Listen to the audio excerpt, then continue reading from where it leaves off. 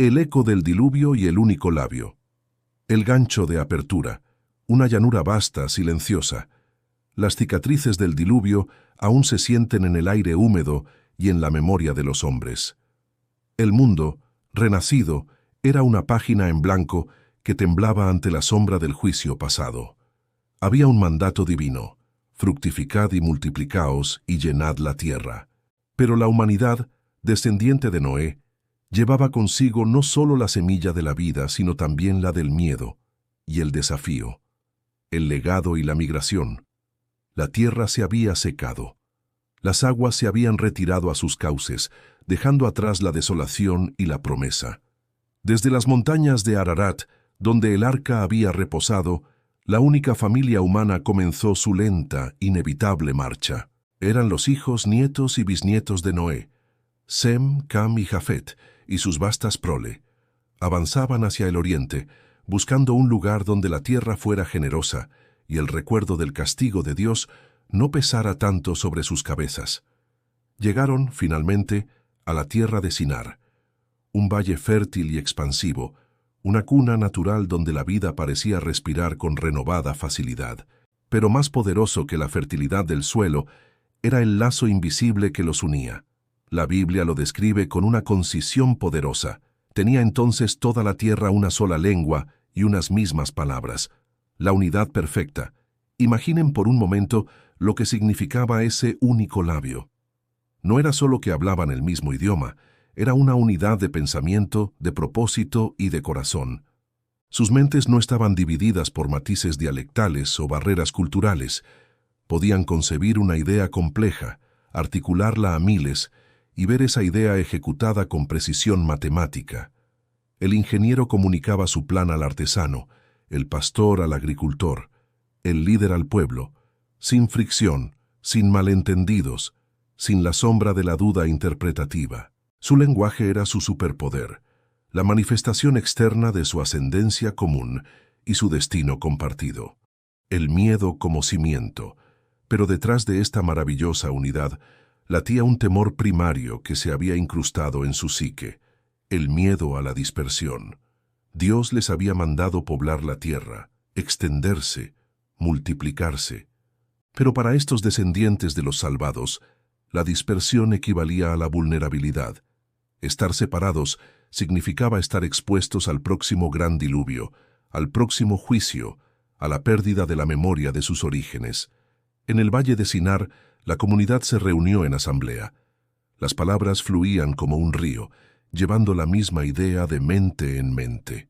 Sus líderes, influenciados quizás por un espíritu de autosuficiencia naciente, una soberbia que no habían heredado de Noé, sino que estaba gestándose en el nuevo ambiente de paz y prosperidad, plantearon el argumento definitivo, la decisión trascendental. «Detengámonos aquí», proclamó uno de ellos, con una elocuencia que toda la asamblea entendió instantáneamente. «Si nos dispersamos, nos debilitaremos. Si permanecemos juntos, seremos inexpugnables, y no volveremos a ser derribados por las aguas».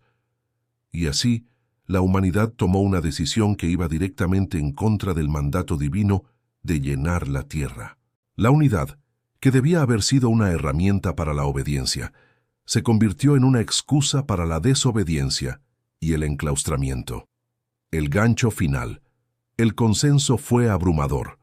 La decisión se selló no con un juramento, sino con una observación práctica y tecnológica que cambiaría el curso de la historia. Ahora, se dijeron unos a otros, utilizaremos el ingenio que poseemos para asegurar nuestra permanencia. No usaremos más la piedra común, sino algo superior, algo que simbolice nuestra unión inquebrantable. El siguiente paso era la materialización de su ambición, una tecnología nueva y poderosa. ¿Qué invento usarían para desafiar la fragilidad de la existencia y la voluntad de Dios? La urgencia de la permanencia. Hagámonos un nombre. El gancho de apertura, la unidad de propósito, era un arma de doble filo. Si el único labio les había permitido soñar juntos, ahora esa misma unanimidad les permitía pecar juntos. La primera decisión, permanecer en Sinar, había sido motivada por el miedo al juicio. La segunda sería impulsada por algo más peligroso, la sed de gloria y el deseo de autosuficiencia. La tecnología del desafío. El valle de Sinar era rico en arcilla, pero carecía de la piedra dura y duradera que la tradición constructiva solía utilizar. Sin embargo, la mente humana, impulsada por la necesidad y la ambición, es una fuente inagotable de invención. Uno de sus sabios, o quizás varios a la vez, articuló la solución con esa facilidad de comunicación que los hacía tan temibles. En lugar de piedra, coceremos el barro con fuego. Esta fue una revolución tecnológica. El ladrillo cocido era superior a la piedra en uniformidad y resistencia al agua, un detalle crucial para quienes temían un nuevo diluvio. El ladrillo simbolizaba que la humanidad podía crear su propio material, su propia seguridad, sin depender de lo que la tierra ofrecía de forma natural. Era el triunfo de la mano sobre la naturaleza. Y para el mortero también innovaron. En lugar del lodo o la cal usarían el betún, asfalto natural, que abundaba en la región. El betún no solo actuaba como un pegamento poderoso, sino que era impermeable. Cada ladrillo, cada unión, gritaba una declaración silenciosa. No volveremos a ser arrastrados por las aguas, somos inexpugnables. El verdadero motor, la soberbia. Si la construcción de una ciudad resistente era un acto de prudencia, el motivo que siguió fue un acto de franca soberbia. Los líderes se reunieron y el debate ya no era sobre dónde vivir, sino por qué construir. La voz principal se elevó, resonando con el sentimiento colectivo. Vamos, edifiquémonos una ciudad y una torre cuya cúspide llegue al cielo. Aquí reside el punto de inflexión moral. No se trataba solo de seguridad. El siguiente clamor reveló la verdadera intención del corazón humano postdiluviano, la frase que resonaría a través de los siglos como un eco de su desafío. Y hagámonos un nombre. El significado del nombre. En el contexto bíblico, hacerse un nombre no significaba solo ser famosos. Significaba establecer una identidad propia, permanente y gloriosa, independiente de la bendición o la promesa de Dios. Era el deseo de inscribir su existencia de forma indeleble en la historia, de ser recordados no como los descendientes de Noé salvados por la gracia divina, sino como los constructores de la ciudad eterna. La ciudad se convirtió en su ídolo materializado. Era un proyecto de vanagloria colectiva, un monumento a la capacidad humana para desafiar la fragilidad. Al buscar la fama, estaban desviando la gloria que en su tradición oral solo le correspondía al Creador. El desvío de la misión. La construcción de la ciudad era la negación activa del mandato divino. Llenad la tierra. La unidad de su lenguaje, en lugar de ser el motor para una expansión ordenada y global, se convirtió en la cadena que los ataba a un solo punto geográfico. Estaban concentrando todo el poder, todo el ingenio y toda la población en un único lugar, creando una mega civilización que prometía ser autosuficiente y, por lo tanto, innecesaria de Dios. El fervor era contagioso. Bajo el sol abrasador de Sinar, la arcilla se cocía en hornos improvisados, el betún burbujeaba en grandes calderos y las primeras hileras de ladrillos perfectamente uniformes comenzaban a delimitar el perímetro de la ciudad que sería su legado. El gancho final. El proyecto de la ciudad era solo el preludio. Todos sabían que el verdadero propósito, el pináculo de su ambición, era esa estructura singular que dominaría el horizonte. Una estructura que no solo miraría el cielo, sino que simbólicamente se atrevería a tocarlo. La torre, aún un plano en la mente de los arquitectos, estaba a punto de convertirse en una realidad palpable. ¿Cómo pudieron creer que una estructura hecha por manos mortales podría realmente alcanzar la morada de lo eterno?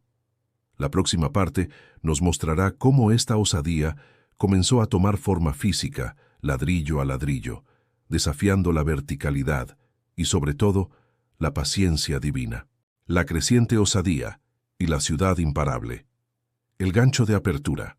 La ambición se había cocido en el horno junto al barro. Ahora, el valle de Sinar se transformaba. Ya no era un campamento de migrantes temerosos, sino un vasto centro de actividad, una máquina humana perfectamente engranada. El ladrillo y el betún no eran solo materiales, eran la manifestación de una fe ciega en la capacidad colectiva del hombre para forjar su propio destino, sin mirar arriba. La máquina de la construcción de la ciudad, era un espectáculo de eficiencia sin precedentes. Gracias a su lenguaje único, la coordinación era absoluta. No había disputas sobre planos, no había malentendidos en las órdenes, no había retrasos causados por la incomprensión. Miles de hombres trabajaban en turnos sincronizados. Se establecieron líneas de producción para los ladrillos, que salían de los hornos al ritmo de tambores apilándose en montañas uniformes. Las caravanas de animales traían el betún de pozos lejanos, y capataces, con voces claras e inconfundibles, dirigían las cuadrillas que elevaban los muros de la ciudad. Esta urbe no se construía para la belleza, sino para la permanencia y el poder.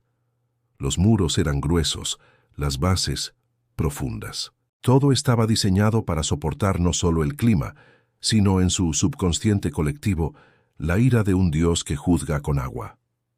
El centro de un mundo nuevo. Rápidamente, la ciudad se convirtió en el indiscutible centro de la civilización. Era la capital de la unidad, el mercado donde se intercambiaban ideas y bienes, el refugio seguro que todos admiraban. Los ancianos y líderes se regocijaban. Habían creado con sus propias manos un lugar donde el miedo al vacío de la dispersión y la fragilidad de la vida postdiluviana desaparecían. El ingenio humano se celebraba a sí mismo.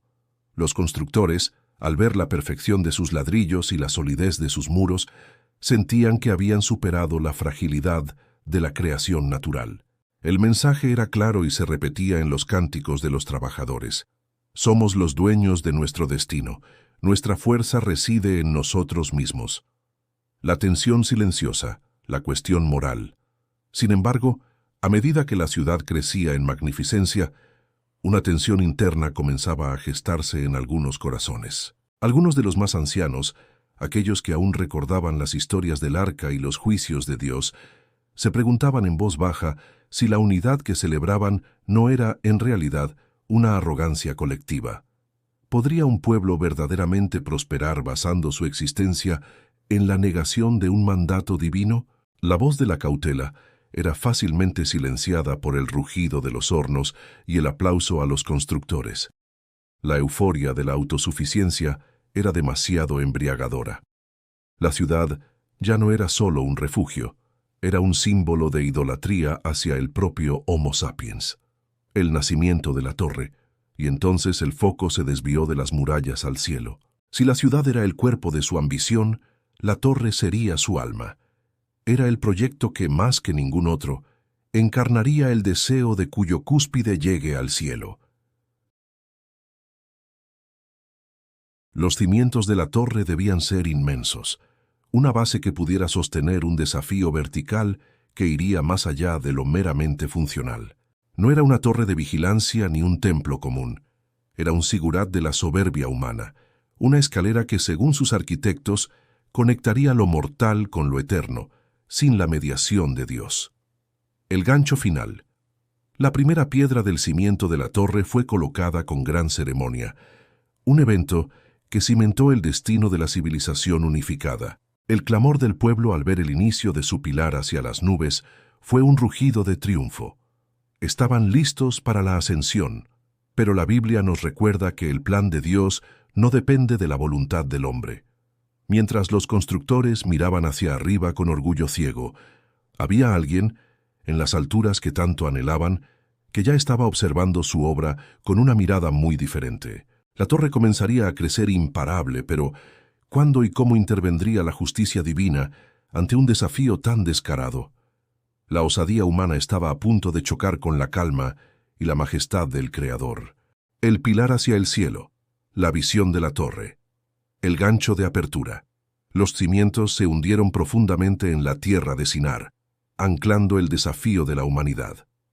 La torre ya no era una idea, sino una realidad que crecía día a día. Cuanto más alto se elevaba el sigurat, más pequeño se sentía el mandato de Dios y más grande la sombra de la autosuficiencia humana. La verdadera medida de la soberbia no es la altura que alcanzas, sino la fe que pierdes en el ascenso.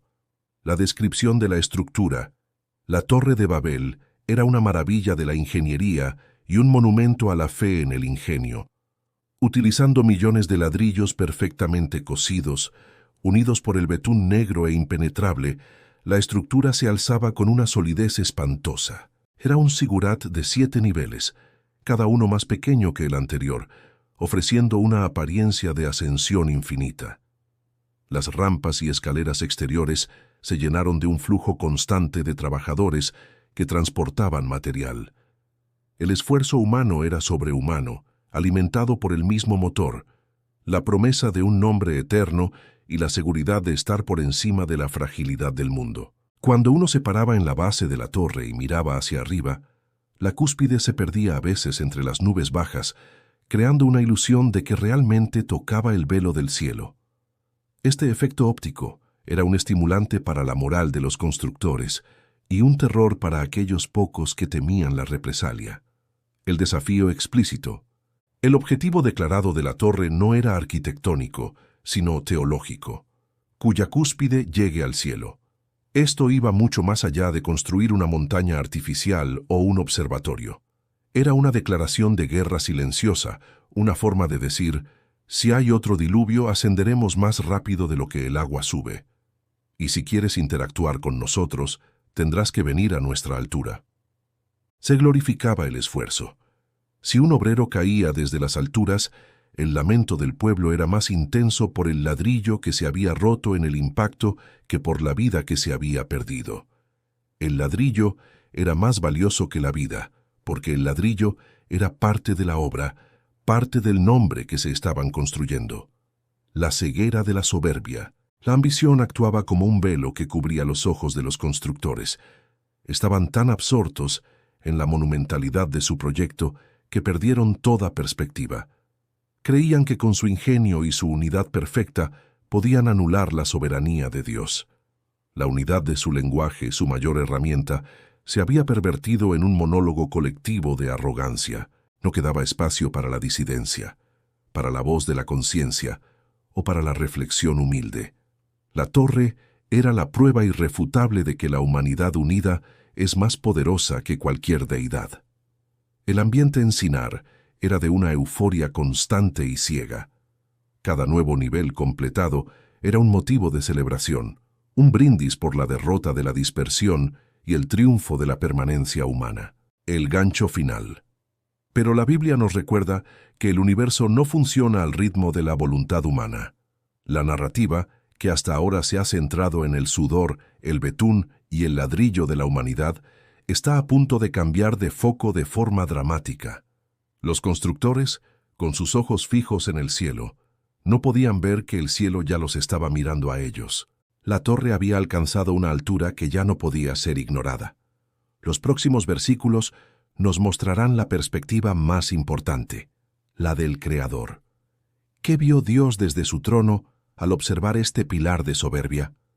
¿Y cómo reaccionaría ante la obra más ambiciosa y desafiante jamás concebida por el hombre? El silencio que precede a la acción divina está a punto de romperse, y la próxima parte nos llevará a la majestad del juicio inminente. El descenso de la mirada divina. Los constructores en Sinar miraban fijamente hacia el cielo, esperando alcanzarlo con sus manos mortales. Pero el cielo no se deja poseer por ladrillos y betún.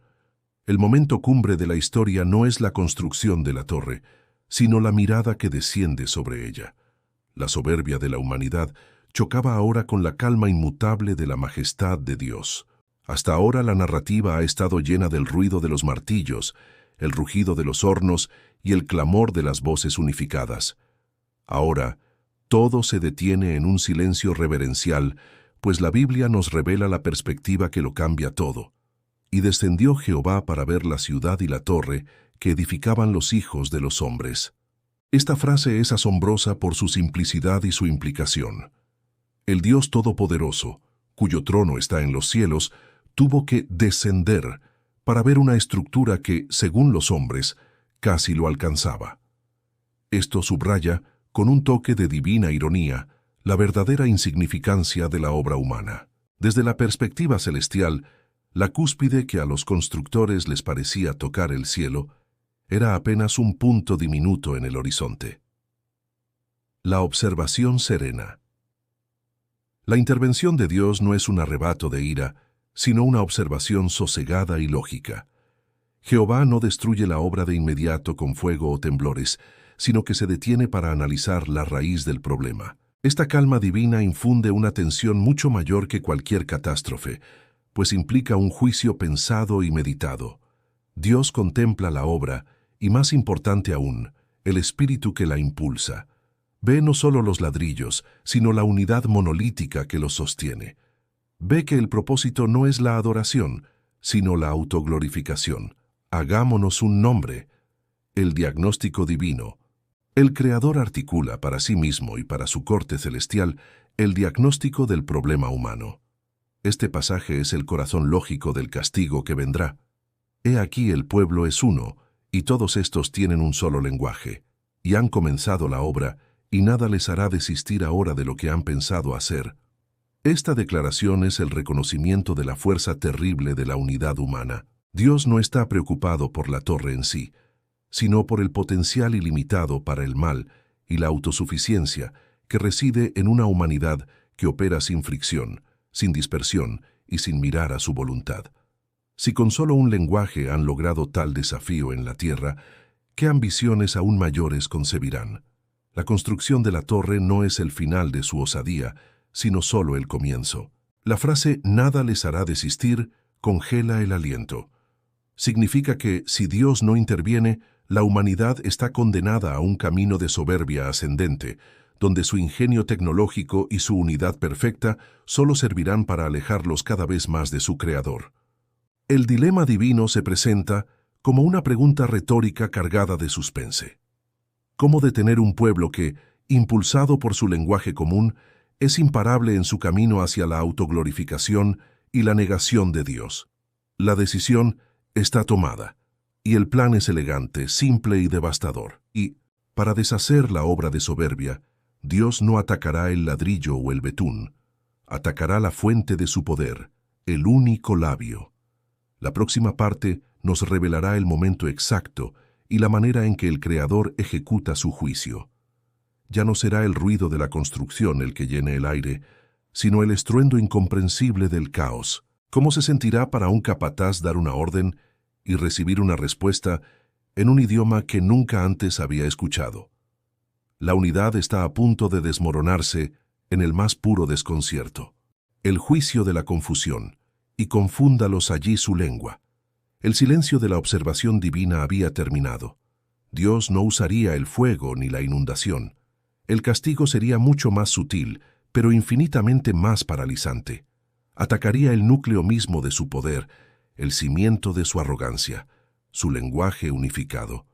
Un arma que no se combate con fuerza, sino con el caos del malentendido. La ejecución del plan. La decisión divina resonó con una calma terrible. Ahora pues descendamos y confundamos allí su lengua, para que ninguno entienda el habla de su compañero. La palabra confundamos, Balal en hebreo, de donde proviene el nombre Babel, no implica una mera multiplicación de idiomas, sino una alteración inmediata y caótica de la comunicación. Es el desmoronamiento repentino de la herramienta más preciada y perfecta de la humanidad. La acción no es un proceso gradual, sino un evento instantáneo y misterioso. Es como si una mano invisible hubiera reconfigurado el centro del habla en el cerebro de cada persona, dividiendo el único río del lenguaje en miles de arroyos incomprensibles. El momento del caos. Imaginemos el escenario. La cumbre de la torre, donde los capataces daban órdenes vitales para colocar las últimas hileras de ladrillos. Un maestro constructor, con la confianza que le daba su lenguaje claro, grita a su equipo: «Traigan los ladrillos grandes y el betún». El obrero, que hasta hace un segundo entendía cada palabra, escucha ahora un torrente de sílabas sin sentido. Shalom Qatar Said, o quizás Ka Bix Paleh. El constructor, creyendo que su obrero se burla o ha enloquecido, repite la orden con más fuerza. El obrero intenta responder, quizás disculpándose o pidiendo una explicación, pero lo que sale de su boca es un sonido igualmente extraño para el capataz. La reacción en cadena. El desconcierto se extiende como una plaga. En los hornos, el encargado grita que se avive el fuego, pero solo consigue que el trabajador encienda un nuevo lote de ladrillos, o peor aún, que apague la llama por error. En las canteras, las órdenes para levantar la piedra se mezclan, y las cuerdas se sueltan provocando pequeños accidentes y una creciente alarma. El pánico se apodera de la ciudad. El miedo al diluvio, que había sido superado por la autosuficiencia, es reemplazado por un miedo nuevo y más íntimo, el miedo al prójimo. La comunicación, que era la fuerza vital de la ciudad y la torre, se convierte en su mayor debilidad. Ya no es posible coordinar ni siquiera la tarea más simple. El diálogo se transforma en un muro de sonidos ininteligibles. La parálisis inmediata. El efecto del juicio es absoluto. La obra se detiene de golpe. Ya no hay gritos de ánimo, solo gritos de frustración. El ladrillo cocido se enfría sin ser colocado. El betún se endurece en los calderos y las rampas se quedan vacías. La torre, el símbolo de la unidad y el desafío, se convierte en un monumento a la interrupción. El ingenio humano había encontrado una forma de eludir el castigo del agua, pero no pudo eludir el castigo del caos lingüístico. Al atacar el único labio, Dios desmanteló la cohesión que hacía imparable a la humanidad. El gancho final. El caos era total, pero el instinto humano de supervivencia aún persistía. En medio del estruendo de las nuevas lenguas, los hombres comenzaron a buscar a aquellos que, por casualidad, hablaban su misma, nueva, incomprensible forma de expresión. Las familias y los clanes lingüísticos, recién formados, se mirarían a los ojos, reconociéndose no por sus viejos lazos, sino por la sincronía de sus nuevas palabras. La unidad había muerto, y la inevitable dispersión estaba a punto de comenzar. La torre ya no subiría. Los hombres comenzarían a descender y a alejarse unos de otros. El gran éxodo y la dispersión forzada. El sueño de la unidad se había roto. La vibración de las nuevas lenguas no era música, sino una sentencia de destierro. Los hombres que se habían unido para desafiar el mandato de Dios ahora se separaban forzosamente, empujados por la mano invisible de la incomprensión. La torre, que debía ser un imán, se había convertido en un repelente. El éxodo de la confusión. Una vez que los clanes lingüísticos se formaron, la permanencia en Sinar se volvió insostenible. El miedo a los grupos que hablaban de manera incomprensible era mayor que el miedo a la dispersión. La vida en la ciudad, que había prometido ser el refugio eterno, se había vuelto peligrosa y caótica. La decisión de partir fue rápida y unánime dentro de cada nuevo grupo. Ya no había un líder central que coordinara la acción, solo el instinto de autopreservación. El gran éxodo comenzó.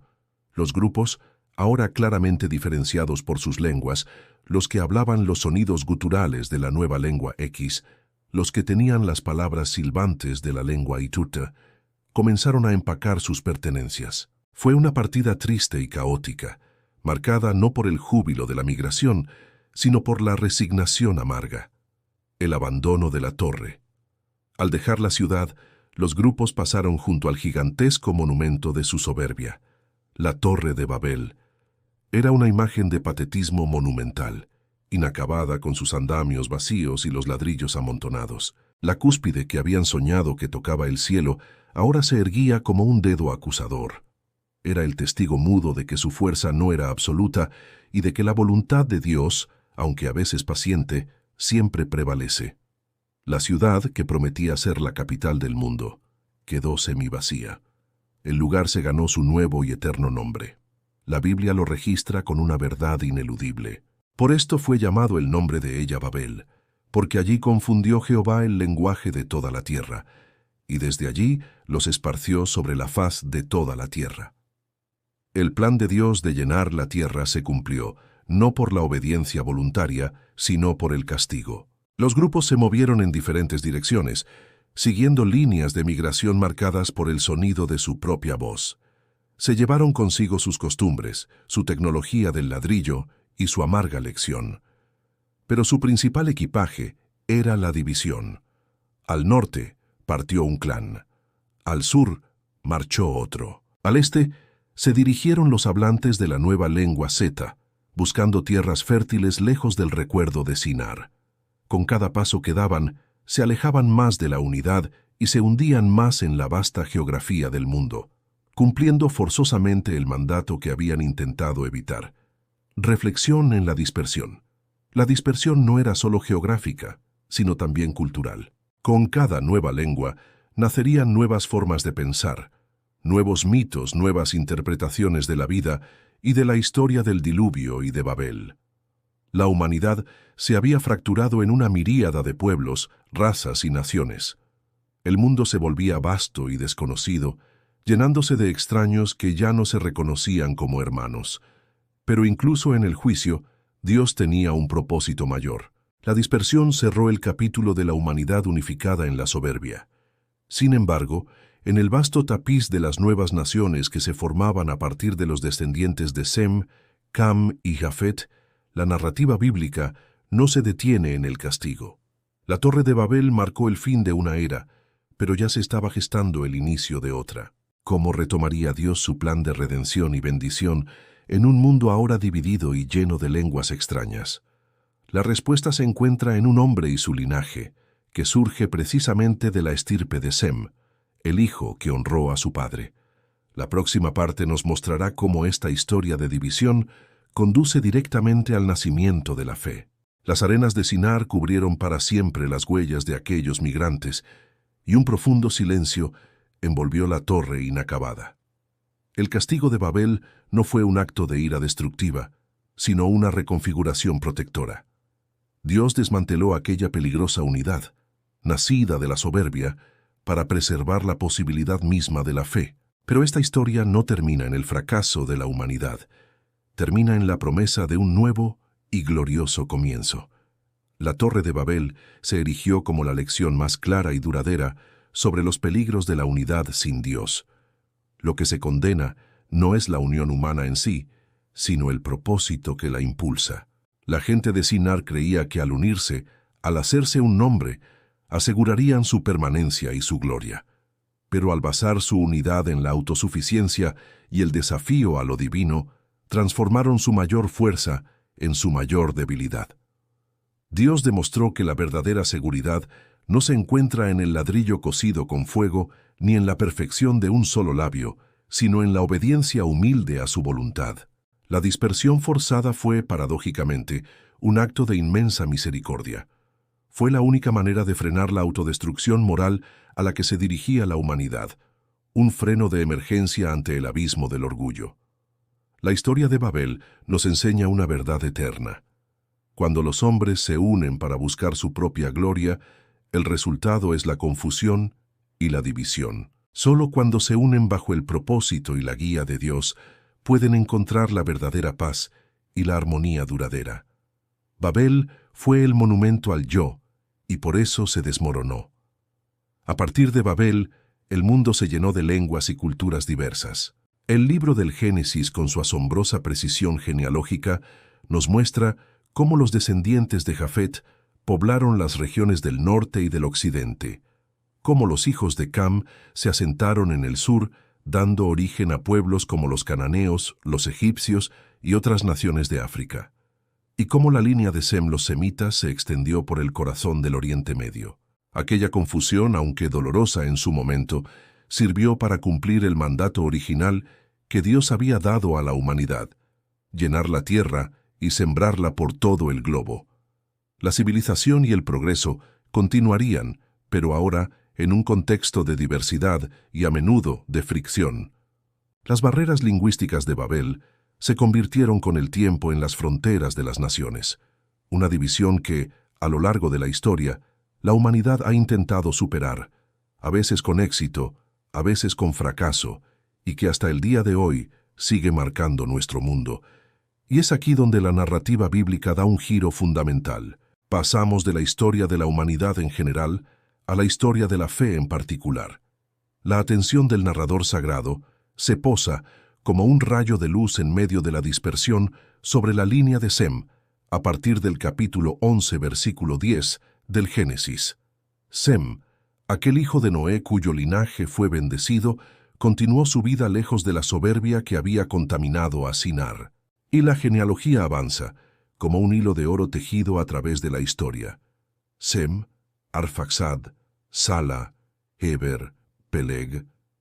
La línea de la promesa, aunque se dispersó geográficamente como todas las demás, se mantuvo pura en su propósito espiritual. Cada nombre es un eslabón en una cadena que nos conduce a un destino específico. Finalmente, la historia nos lleva a la 10ª generación después del diluvio. Nos lleva a un hombre que vivía en una ciudad próspera pero idólatra, Ur de los Caldeos. Un hombre que era descendiente directo de Sem. Su nombre era Abram. La revelación de un nuevo plan divino estaba a punto de manifestarse. La Torre de Babel fue el último gran intento de la humanidad unificada de salvarse a sí misma. Y fracasó estrepitosamente. La respuesta de Dios a este fracaso monumental no fue un nuevo juicio universal como el diluvio. Fue algo mucho más personal, mucho más íntimo, la elección de un solo hombre. La confusión de lenguas en Babel, que representó la división de la humanidad, preparó el escenario para la elección de Abram, que representaría la unidad a través de la fe. Dios, al ver que toda la tierra se había dispersado y seguía su propio camino de soberbia, decidió comenzar de nuevo. Pero esta vez no lo haría con un pueblo entero, ni con una humanidad unificada por la fuerza. Lo haría con una sola familia, a la que le entregaría una promesa que cambiaría el curso de la historia. El viaje de Abram, llamado a salir de su tierra, de su parentela y de la casa de su padre, para confiar ciegamente en una voz que nadie más escuchaba, será la antítesis perfecta de la Torre de Babel. Mientras que los hombres de Sinar buscaron construir para hacerse un nombre, Abram sería bendecido con un nombre que Dios mismo le daría, Abraham, que significa Padre de multitudes. Su grandeza no vendría de sus obras, sino de la gracia de Dios. Y mientras que los constructores de la torre buscaron la permanencia y la seguridad en un solo lugar, el destino de Abraham sería una peregrinación constante, una vida de fe en movimiento, confiando no en lo que veía, sino en lo que le había sido prometido. El legado de Babel es una advertencia que resuena hasta nuestros días. La unidad sin Dios, basada en el orgullo humano, siempre conduce a la confusión y la ruina. Pero el camino de Abram, que es el camino de la fe, nos muestra la solución divina. Nos enseña que la fe en Dios es el único camino hacia una unidad verdadera y una bendición que finalmente no se limitará a una familia o a un pueblo, sino que abarcará a todas las familias de la tierra, superando las fronteras, los idiomas y las divisiones que se crearon aquel día fatídico en la llanura de Sinar. La promesa hecha a un solo hombre se convertiría en la esperanza para toda la humanidad. Si esta historia tocó tu corazón, no olvides suscribirte, dejar tu me gusta y compartir este video para que más personas conozcan la palabra de Dios. Esta narración está basada en el texto sagrado del libro de Génesis, capítulos 11 al 12.